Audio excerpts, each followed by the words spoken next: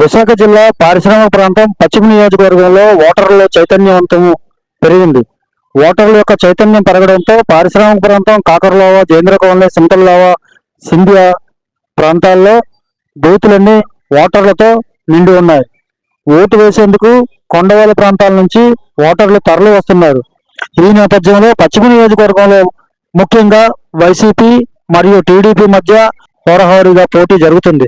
ఈ నేపథ్యంలో టీడీపీ అభ్యర్థిగా పోటీ చేస్తున్న గణబాబు మరియు వైసీపీ అభ్యర్థిగా పోటీ చేస్తున్న ఆనంద్ కుమార్ మధ్య హోరాహోరీ పోటీ జరుగుతుందని ఈ సందర్భంగా పర్యవేక్షణలో అర్థమవుతుంది.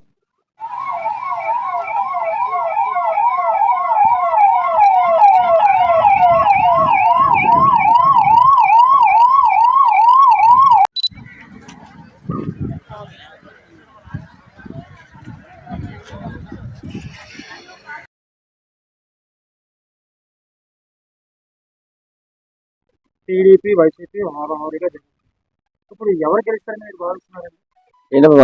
ఫ్యాన్ గెలుస్తుందని భావిస్తాను. ఎంపీగా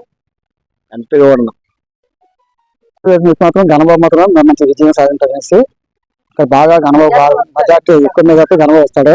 అలాగే ఎంపీ కూడా తిరగలేదు, ఎంపీ కూడా బాగా ఓట్లు పడితే ఎంపీ కూడా వస్తాడు. తిరగలేదు ఇక్కడ మాత్రం సైకిల్ మాత్రం తిరగలేదు, తెలుగుదేశం ఇప్పుడు ఎడబడుతుంది. పశ్చిమ నియోజకవర్గంలో ఓటింగ్ ఎలా ఉంది? పశ్చిమ నియోజకవర్గంలో ఓటింగ్ మాత్రం బాగా శాతం తెలుగుదేశం బాగా పడుతుంది. పశ్చిమ నియోజకవర్గంలో తెలుగుదేశం మాత్రం ఓటు ఎంపీకి ఎమ్మెల్యేకి ఇద్దరికి మాత్రం బాగా పశ్చిమ నియోజకవర్గంలో బాగా పడుతున్నాయి ఓట్లు. ఓకేనండి. పోయిన సంవత్సరం మీద మాత్రం సంవత్సరం మెజార్టీ తగ్గుతుంది కానీ దానివల్ల ఎన్నో అవుతాయి. విశాఖపట్నం పశ్చిమ నియోజకవర్గం మాది. ఈ ఓటు అనేది చాలా ముఖ్యమైనదండి మనకి. ఇది కూడా మనకి ఎన్నికల్లో 5 సంవత్సరాలకు ఒకసారి వస్తుందంటే అది ఎంత విలువైందో మీరు అందరూ కూడా తెలుసుకోవాలి.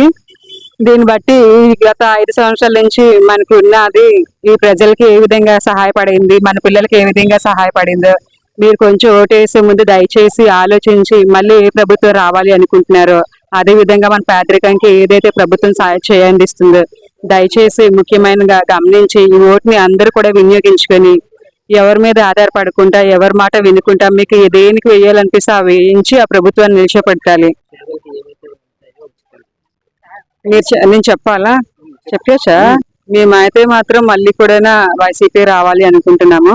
ఎందుకంటే వైసీపీ వల్ల చాలా మంది పేదరికానికి చాలా సహాయపడింది. అలాగే పేదరికానికి ఇల్లు లేని వాళ్ళ అందరికి ఇల్లులు ఇచ్చారు. పిల్లలకు కూడా ఎడ్యుకేషన్ పరంగా చాలా వినియోగించారు.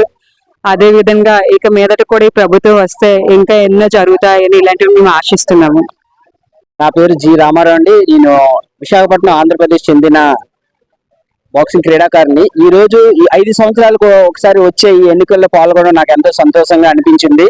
చూస్తున్నాను, ఈ రోజు చూశారు కదా జనాల్లో ఆ అవేర్నెస్ వచ్చింది. గతంలో కన్నా మన విశాఖ పశ్చిమ జిల్లాలో ఓటింగ్ శాతం చాలా ఎక్కువగా నమోదవడం చాలా సంతోషం. అందులో నేను పాల్గొనడం ఎంతో గర్వకారణంగా ఉంది. అదే ఈ ఓటు హక్కుని ఎటువంటి ప్రలోభాలకు లేకుండా చక్కగా మీ యొక్క ఓటు హక్కుని సక్రమంగా వేసుకుంటారని మా జేబీసీ బాక్సింగ్ క్లబ్ నుంచి రామారావు. Thank you media.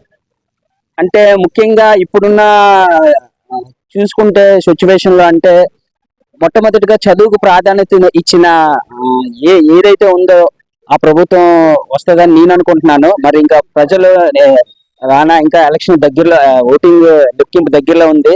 నాకైతే అలాగే అనిపిస్తుంది. ఎందుకంటే ఎప్పుడైతే ప్రతి మిడిల్ క్లాస్ ఫ్యామిలీ దాకా ప్రతి అభివృద్ధి కార్యక్రమాలు వెళ్తున్నాయో వాళ్ళు తప్పనిసరిగా జనాలు వాళ్ళని అభినందిస్తారు.